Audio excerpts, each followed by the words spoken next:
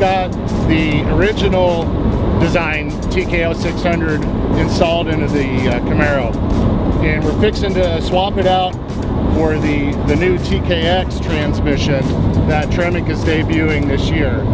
One thing that we're going to try to find out for sure is how much better and smoother the new transmission is going to shift compared to the old TKO. A lot of times we'll get comments and frustrations from people saying that they don't really care for the way the TKO shifts. They say it feels notchy. The 2-3 shift can be a little clunky and sloppy sometimes. Right now, I'm pretty used to shifting the TKO, so it feels pretty good to me, but it definitely could use some improvement. And so once we get the TKX mounted in here, we'll take it out for a drive and get a good before and after comparison of the two transmissions and how they shift within the same engine car combination.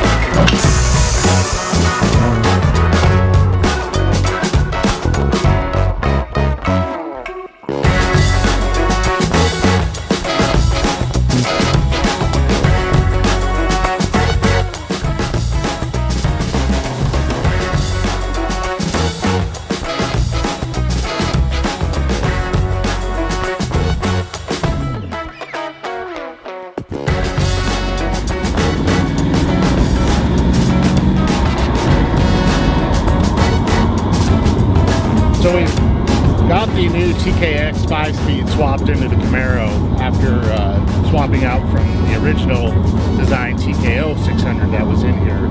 So the unit that we've got in here currently now, the new version, same gear ratio set, same basic setup as the transmission before. So what we're noticing now, you can definitely notice a better feel as far as the shift goes. With the upgraded synchronizer blocker rings that they've installed in this transmission, along with the upgraded fork pads, you can definitely notice a significant smoothness out of the shift feel between gear changes. One of the biggest complaints that we would get a lot of times, I think that we mentioned before, with the old design is how kind of clunky and ratchety sometimes that the shifts could be. But you can definitely rip through the gears, no problem with this one. Doesn't feel like it's going to miss a shift. It doesn't feel like it's not wanting to go all the way into the gear. So overall, definitely a much improved shift feel over the original design.